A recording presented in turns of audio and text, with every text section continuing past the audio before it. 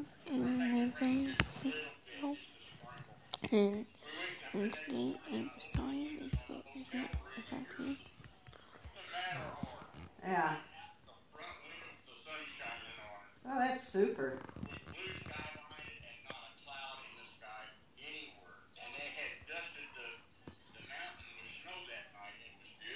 I'll bet it was.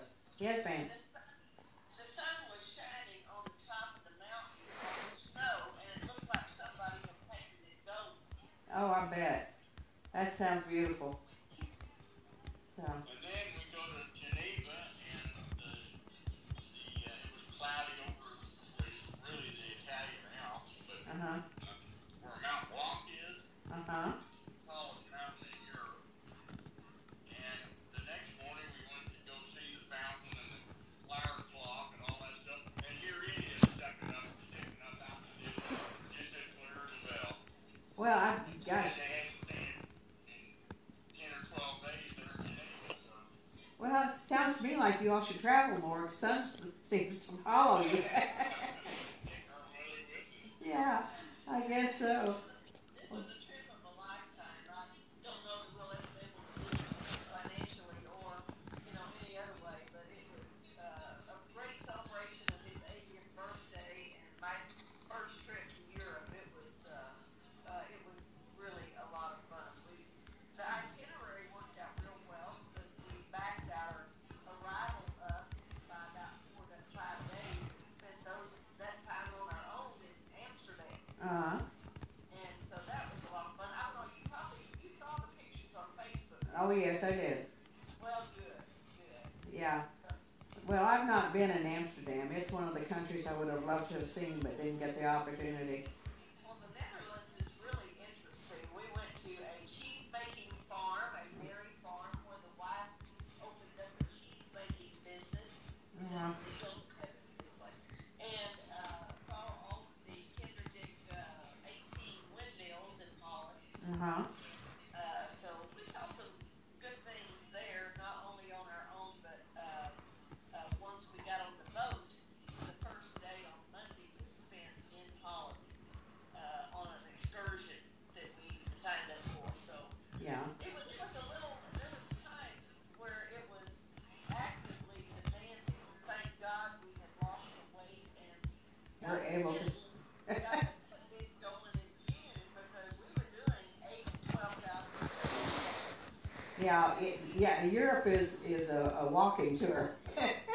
I have every time we've gone and stuff, we walked everywhere because you don't hop in a car and go someplace. You walk. No.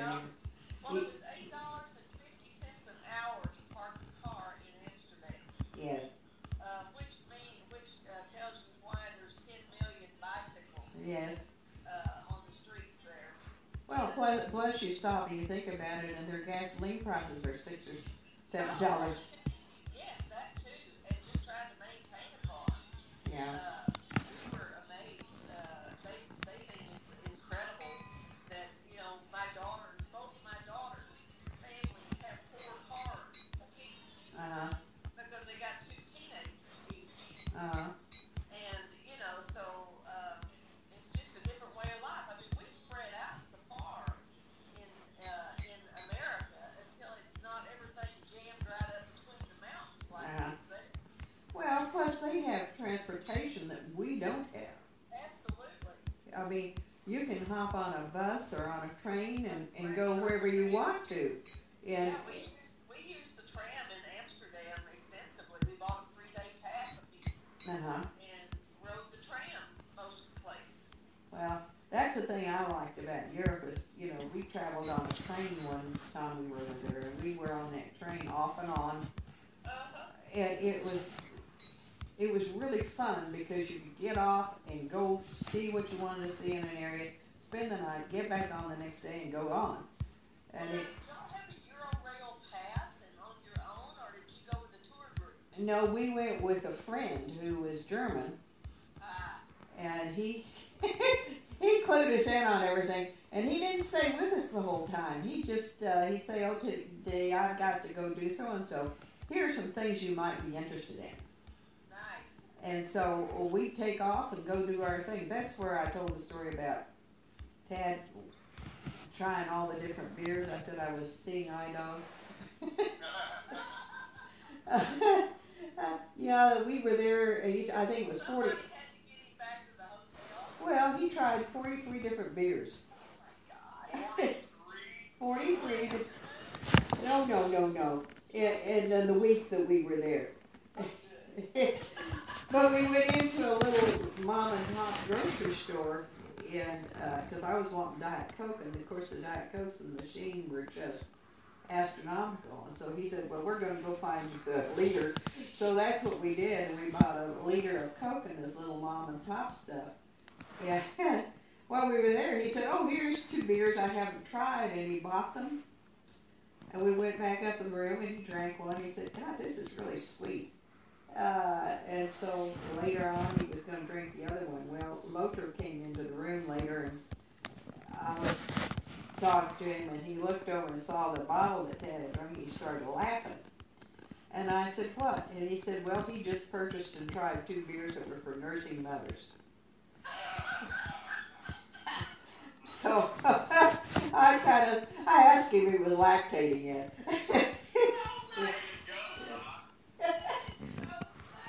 Well, I thought it was hysterical.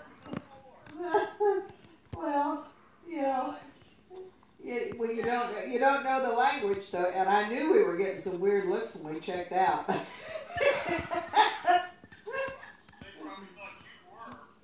Possibly, but it was funny. But anyway, I think that's one of the funniest stories we had when we were traveling. No, that was the first time we went over with Lothar.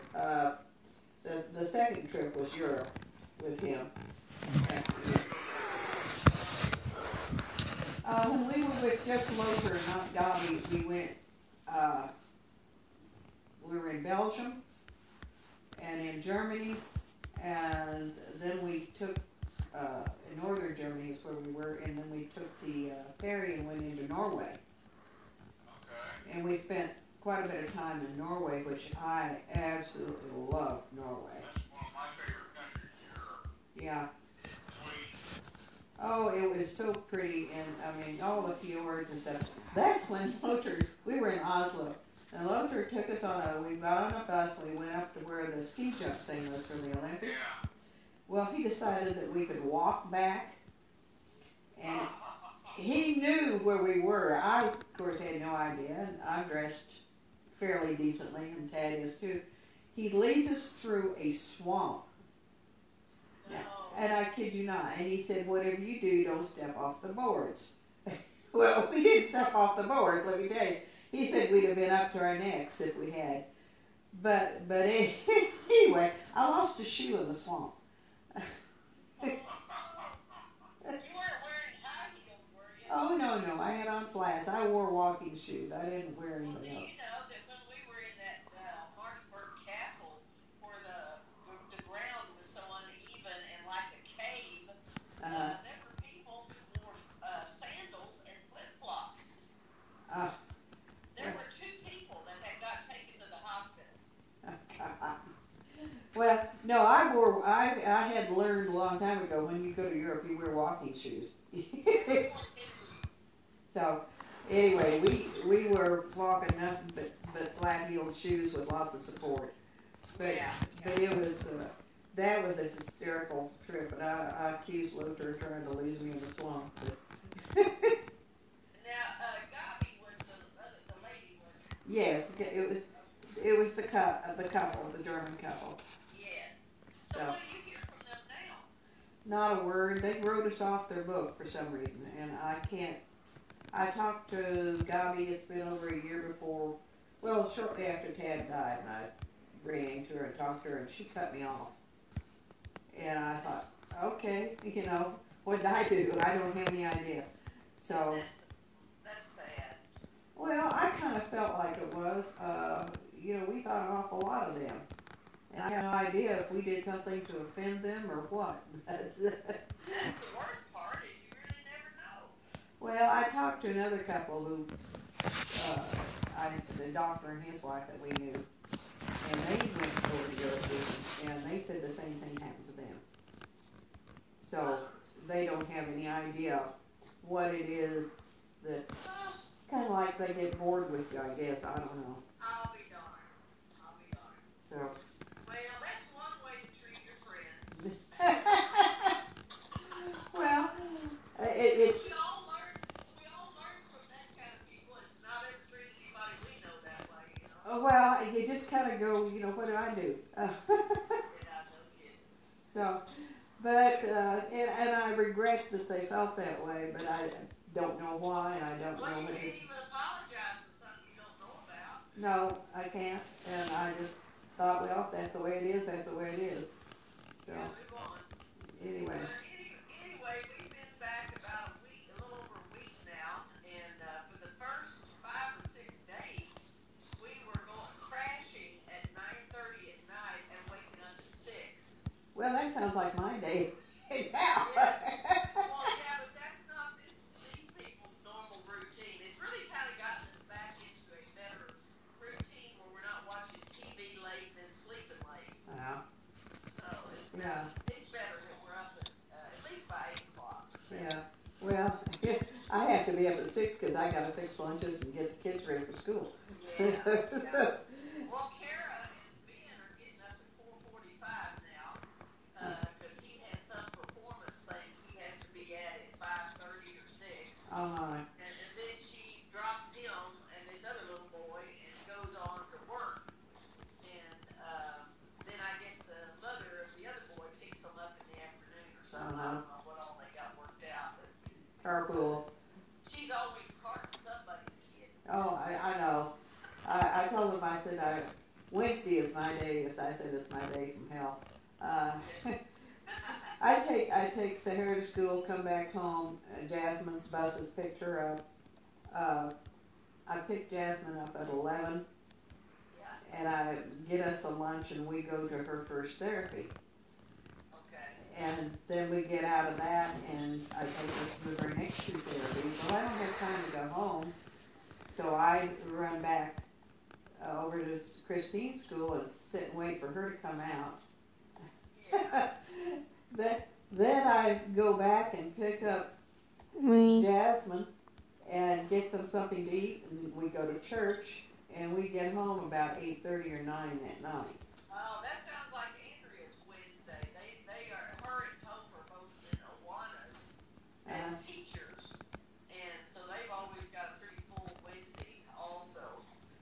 So, well, it's fulfilling, but at the same time, I told the girls I would like to see the house a little before 8:30 at night. But we hit the door and That's the way Kara's life was. Whenever both the boys couldn't drive, she spent her entire day taxiing. yeah. Different times, and now John drives and picks Ben up on occasion. But we went yesterday at the school and picked Ben up at 4:15 and took him home. So every now and then we fill in when Jason's working. Yeah.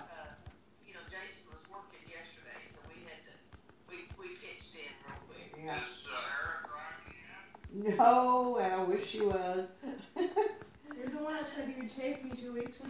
Yeah. The last time we saw you, she was studying for it. I didn't know whether she'd gotten it. No, she hadn't even gone over. I've got the stuff for her to go, and we've got to go in and get her tested and see if she can get through that. I won't recommend doing it this week because this week's going to be busy for me. Okay, anyway, I'll get it done. She said this week was busy for her. She couldn't do it this week.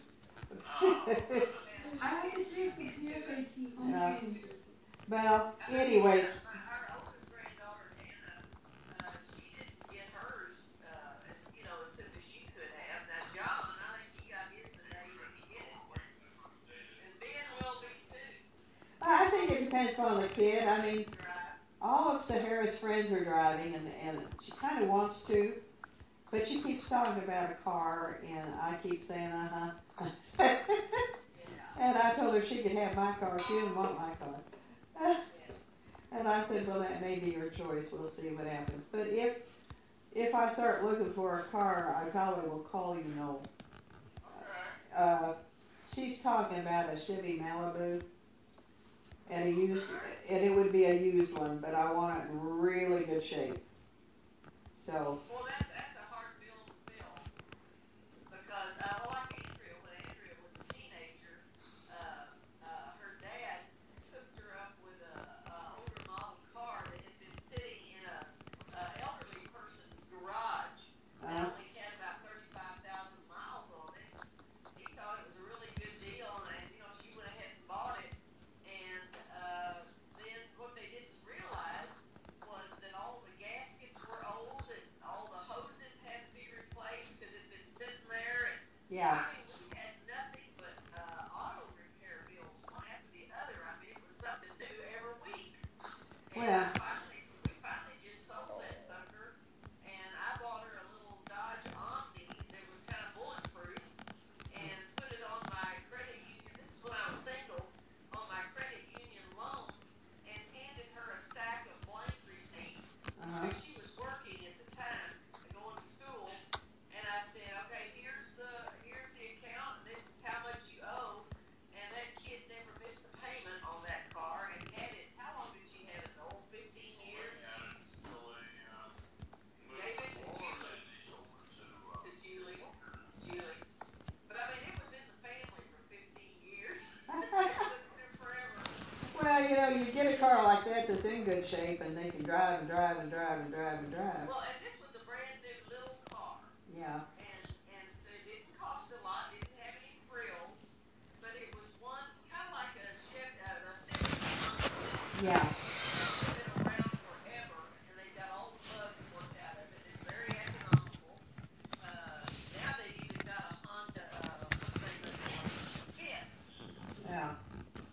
Getting a good used car. I don't know what you got the idea about the Chevy Chevy Malibu. Malibu, It's a repair or fix station. but this Fix is